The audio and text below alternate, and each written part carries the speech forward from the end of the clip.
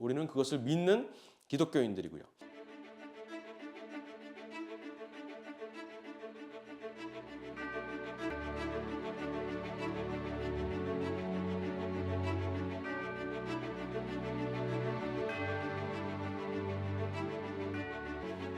네, 여러분 안녕하세요. 저는 조평세라고 합니다. 앞으로 5주 동안 여러분과 함께 기독교 세계관에 대해서, 특히 기독교 세계관 중에서도 국가와 정치에 대해서 여러분과 5주 동안 이야기를 나누려고 해요.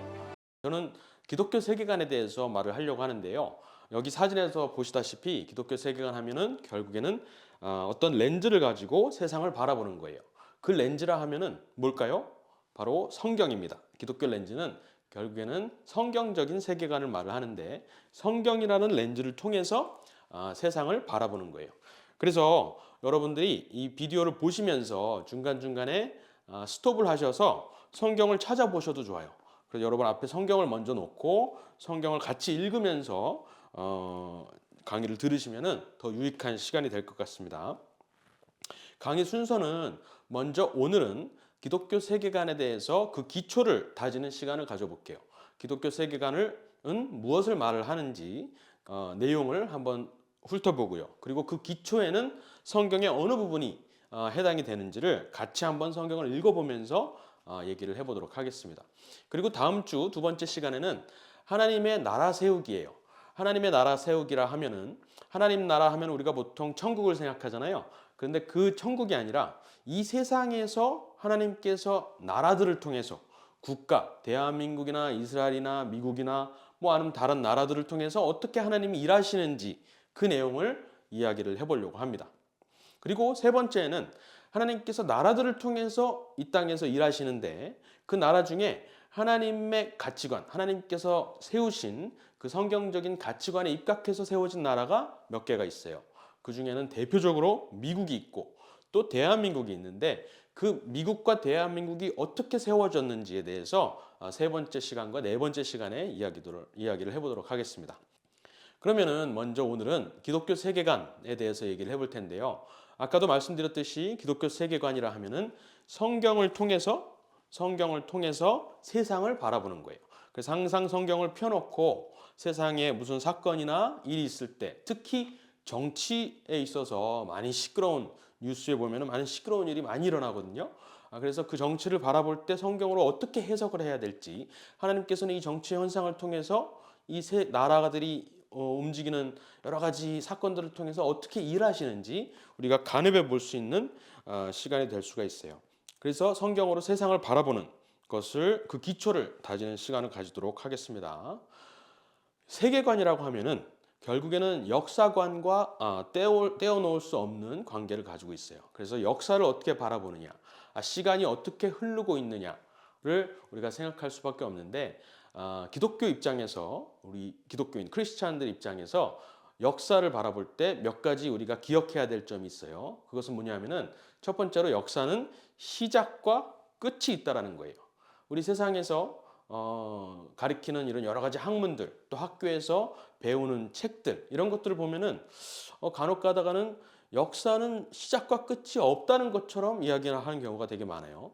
영원한 그러한 끝이 없는 그러한 흐름 속에서 우리가 딱 놓여져 있다. 그래서 최초 혹은 태초라는 그 개념조차도 되게 희미해지고, 그리고 마지막에 끝, 종말이라고 하는 개념도 사실 없다시피 그냥 우리는 계속해서 흘러가는 그러한 존재라고 인식을 하게 만드는 경우가 굉장히 많습니다. 하지만 성경적인 세계관, 기독교적인 세계관은 그렇지 않아요. 기독교적인 세계관은 첫 번째로 시작과 끝이 분명히 있습니다. 성경에서 분명히 그렇게 말씀하고 있고요. 창세기에서 계시록까지 분명히 태초와 종말이 있다라고 말씀을 하고 계세요. 우리는 그것을 믿는 기독교인들이고요. 그리고 역사는 두 번째로 기록된 것입니다. 기록된 것. 그러니까는 무슨 화석이라든가 무슨 자연의 어떤 현상들을 통해서 대충 그때 무슨 일이 있었겠지라고 가늠하는 정도가 아니라 사람이 직접 글로 작성하는 것이 곧 역사라는 것이에요. 그렇게 되면은 우리 기독교인들에게 있어서 역사는 곧 성경 그 자체가 되겠죠. 그리고 세 번째로 역사에는 분명히 주인이 있다라는 것이에요. 그리고 그 주인은 어떤 목적이 있다라는 것을 기독교 세계관에서는 말을 하고 있어요. 세상에서는 그렇지 않죠. 세상에서는 그냥 모든 역사의 흐름이 다 우연이라고 말을 하거나 아니면은 자연의 어떤 이치라고만 말을 하죠. 그렇지만은 기독교 세계관에서는 그렇게 보지 않습니다.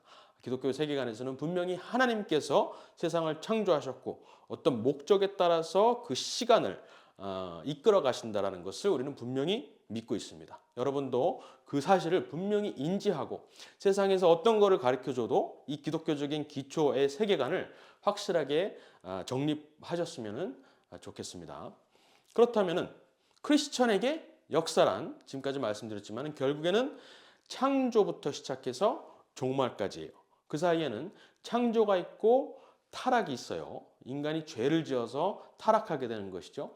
그런데 그 죄를 지어서 타락하게 된 인간을 그냥 내버려 두지 않으시고 우리를 구원하시려고 계속해서 노력하시고 우리에게 선교하시는 하나님이 계세요. 그것을 이제 구속사라고 말을 하죠. 그리고 구속의 끝에는 결국에는 종말이 있습니다.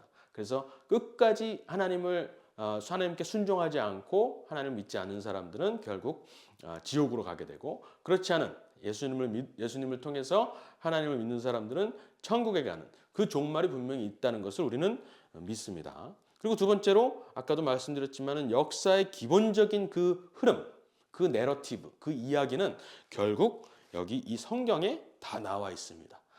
시작부터 태초부터 종말까지 모든 기록이 다 이 성경에 나와 있고 세상의 모든 문제의 답은 이 성경에 있다라는 것을 우리 기독교 세계관에서는 말을 하고 있습니다. 그 내용을 우리가 확실하게 인지를 하고 확신을 가지고 있어야 된다는 것을 다시 한번 말씀드릴게요. 그리고 세 번째로 역사에는 분명히 주인이 있다 그랬는데 그 주인은 누구실까요? 이 성경에서 말하는 역사의 주인은 바로 창조주 하나님이시죠. 그죠? 예수님을 통해서 우리가 알 수 있는 그 하나님께서 태초의 세상을 지으셨고 어떤 목적에 따라서 역사를 이끌고 가시다는 거예요. 한순간도 어느 한 사람도 놓치지 않고 모두 다 관여하시면서 개입하시면서 세상을 이끌어가고 계신다라는 것이죠. 그 이끄는 역사의 흐름은 곧 하나님께서 선택하신 자들을 구원시키려는 그 구속사, 구원의 역사라고 할 수가 있습니다. 그렇다면은 우리가 성경에 대해서 조금 더 얘기를 해볼 필요가 있어요. 성경은 그냥 아무런 책이 아닙니다. 여러분 주일학교에서 많이 배우셨겠지만은 성경은 한 사람이 어떤 단기간에 걸쳐서 쓴 책이 아니에요. 이것은 무려 40명의 혹은 그 이상의 사람들이 1600년의 기간 동안 오랫동안 걸쳐서 쓴 내용이에요. 그런데 그럼에도 불구하고 그 주제 처음부터 끝까지 1600년 동안 40명이 서로 모르는 사람들이 썼는데도 불구하고 그 메시지가 정확하게 한 가지를 얘기하고 있어요. 바로 그리스도죠. 예수님께서 전 세계를 우리 인류를 사랑하셔서 예수님을 믿는 사람들을 모두 다 구원하시려는 그 목적을 이 성경 전체가 담고 있다는 것이에요. 그래서 이것은 결코 40명의 사람들이 따로따로 떨어져 있는 역사 속에서 거리적으로나 지리적으로나 역사 속에서 떨어져 있는 사람들이 따로따로 그냥 썼지만 그 전체 흐름을 하나로 묶을 수 있는 이유는 바로 하나님께서 직접 쓰셨기 때문에 영감을 주셔서 사람들을 통해서 쓰셨기 때문에 한 가지 주제를 가지고 있구나라고 우리는 분명히 알 수가 있는 것이에요. 그리고 성경은 잘 아시겠지만 세 가지 언어로 또 쓰여져 있어요. 그리고 약 3천여 명의 등장인물들이 있습니다. 우리가 잘 아는 다니엘이라든가 다윗, 또 모세 이런 인물들이 있는데 그런 인물들이 3,000명 정도나 됩니다. 그리고 전체 66권이죠. 66권의 책이 있고요. 그리고 이 세상의 모든 주제를 다 다루고 있어요. 심지어 정치까지도 다루고 있어요. 많은 사람들이 기독교와 교회 다니는 사람들하고 이 세상의 정치는 상극이기 때문에 서로 관여를 하면 안 돼라고 말을 하기도 합니다. 그런데 그렇지 않아요. 하나님께서는 문화, 사회, 예술, 교육 모든 면을 다 통치하고 계실 뿐만 아니라 당연히 정치 영역도 하나님께서는 관여하시고 개입하시고 계속해서 신경을 쓰고 바라보고 계시다는 거예요. 그리고 또 정치를 통해서, 그러니까 혹은 국가를 통해서 이 세상을 다스리고 계시다는 것을 또 우리가 분명히 기억해야 합니다. 제가 정말 존경하는 조지 워싱턴이라는 사람이 있는데 바로 미국의 첫째 대통령이었죠. 미국의 1대 대통령이었어요.